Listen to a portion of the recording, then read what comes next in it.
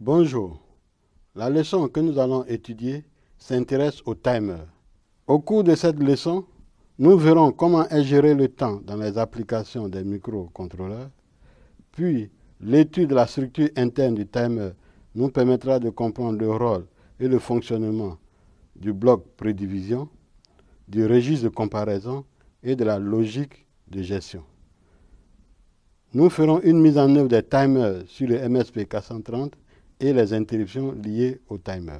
Les enseignes et afficheurs à LED, comme beaucoup d'applications des microcontrôleurs, nécessitent une gestion complexe et précise du temps. Gérer ce temps en utilisant uniquement que les instructions du processeur s'avère une tâche bien difficile. Heureusement, des circuits spécialisés comme les timers peuvent nous aider. Nous avons vu dans le chapitre de la modulation de largeur d'impulsion que ce schéma nous permet de générer un signal PWM. En effet, le compteur binaire modulo 256 est cadencé par cette horloge. À chaque passage du compteur à la valeur 0, la bascule de sortie PWM est mise à 1. Lorsque le contenu du compteur est égal au contenu du registre de comparaison, la sortie de la bascule PWM est mise à 0. Nous voyons bien que l'élément central de ce schéma est le compteur binaire que voici. Ce schéma indique un compteur binaire modulo 2. Nous remarquons que la fréquence de la sortie, en bleu ici, est la moitié de la fréquence à l'entrée. Nous avons donc une division de fréquence.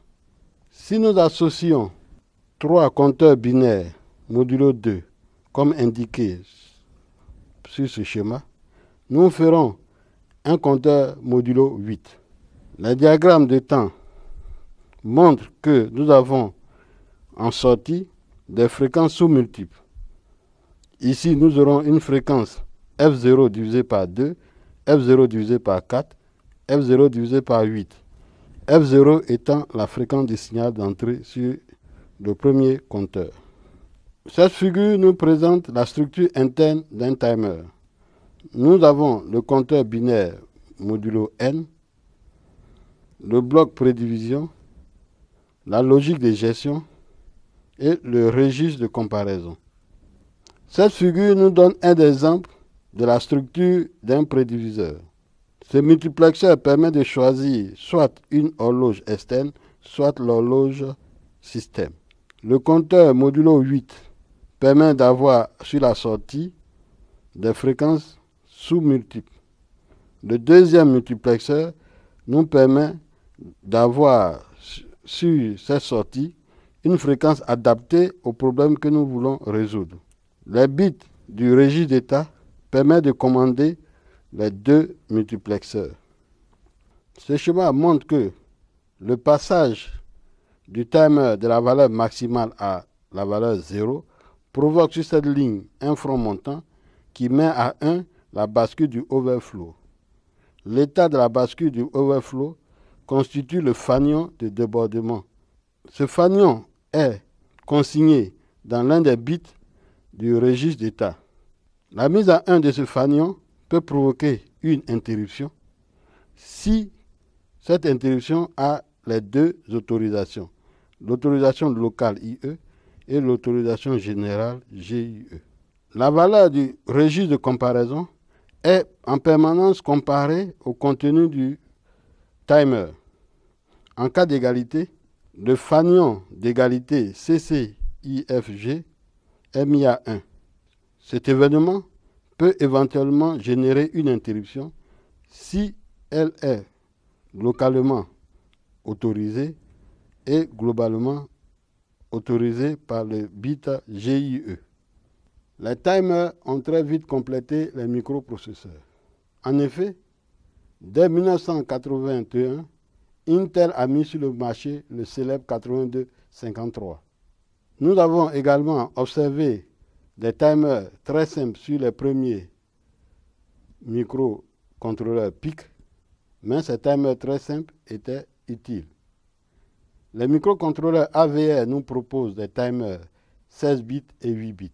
Nous retrouvons des timers 32 bits très complexes sur les microcontrôleurs ARM.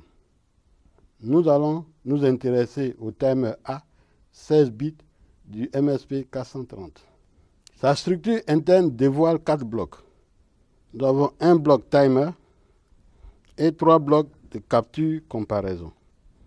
Le bloc timer que voici nous présente le compteur binaire 16 bits qui possède 4 modes de fonctionnement. Nous pouvons choisir le mode qui nous sied à l'aide de ces 2 bits. Puis, également choisir, grâce à ce multiplexeur, l'une des 4 sources horloge. Nous avons le choix entre 4 facteurs de prédivision que nous pouvons choisir grâce au bit IDX. Cette ligne permet de mettre à 1 le fanion de débordement de capacité. Le registre de contrôle du bloc timer est un registre de 16 bits. Nous voyons ici les 2 bits qui nous permettent de choisir les sources horloge, les 2 bits qui nous permettent également de choisir les facteurs de prédivision. Nous avons les 2 bits qui nous permettent de choisir l'un des 4 modes de fonctionnement. Et le fanion de débordement est sur le bit 0. Remarquons sur le bit 1 l'autorisation d'interruption. Nous proposons dans ce programme d'utiliser les ressources que nous avons vues du bit de débordement pour allumer et éteindre une LED branchée sur la ligne P10. La première instruction permet de désactiver le chien de garde. Les 2 suivantes permettent d'utiliser une horloge de 1 MHz. Nous orientons P1.0 en sortie. Du moins, cette instruction permet de fixer le mode de fonctionnement du timer. Par cette expression, nous sélectionnons le MS Clock. Ici, nous choisissons le facteur de prédivision 8 et là, nous fixons le mode de fonctionnement continu. La boucle while teste en permanence le fanion de débordement. Lorsque celui-ci est à 1, nous le remettons à 0 par cette instruction et inversons l'état de la ligne P1.0. Le bloc capture et comparaison montre que le registre de comparaison ici présenté est en permanence comparé avec le contenu du compteur binaire 16 bits. En cas d'égalité, le fanion CCIFG est mis à 1. Il peut éventuellement générer une interruption s'il est localement et globalement autorisé. Cette figure nous présente le registre de contrôle du bloc capture et comparaison.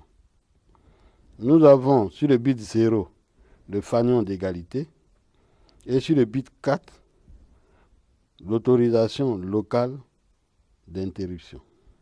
À partir de ces ressources du registre de comparaison, nous nous proposons de faire clignoter la LED sur P10 à une fréquence précise de 1 MHz. Cette instruction permet de charger le nombre 62 500 dans le registre de comparaison du canal 0. Ce nombre 62 500 a été trouvé après des calculs car nous utilisons une fréquence système de 1 MHz et un facteur de prédivision de 8. Dans la boucle while, nous testons en permanence le fanion d'égalité. Lorsque celui-ci a 1, nous le remettons à 0 par cette instruction. Ajoutons la valeur 62 500 au contenu du registre de comparaison et inversons l'état de la LED. Les timers deviennent très intéressants lorsqu'ils sont associés au mécanisme d'interruption. Plusieurs événements peuvent provoquer des interruptions dans les timers. nous nous intéressons à deux: le dépassement de capacité et l'égalité du registre de comparaison avec la valeur du timer. Ce programme se propose de faire clignoter la LED branchée sur P1.0, cette fois-ci en utilisant la routine d'interruption. La première ligne autorise localement l'interruption. La deuxième ligne l'autorise également, mais de façon générale. La routine d'interruption utilise le vecteur d'interruption TAIV qui possède 3 cas. Le cas qui nous intéresse est le cas 10, qui est celui de l'overflow. Lorsque ce cas se présente, nous inversons par cette instruction l'état de la LED. Ce programme permet de générer une interruption lorsqu'il y a égalité du registre de comparaison et du compteur 16 bits. Nous autorisons localement l'interruption de la comparaison, autorisons de façon générale les interruptions. La routine d'interruption que voici ajoute ce nombre au contenu du registre de comparaison. Notons que la boucle while ne contient aucune instruction. Elle est vide, donc nous ne faisons rien dans le programme principal. Ce dernier programme génère un signal PWM par interruption sur n'importe quelle broche du microcontrôleur. Ce programme est constitué de 2 routines d'interruption. La première routine d'interruption que nous reconnaissons ici permet de mettre à 1 la sortie du signal M lorsque le compteur passe à 0. La deuxième routine d'interruption remet la sortie PWM à 0. Dans cette leçon, nous avons vu comment est géré le temps dans les applications des microcontrôleurs à l'aide des timers.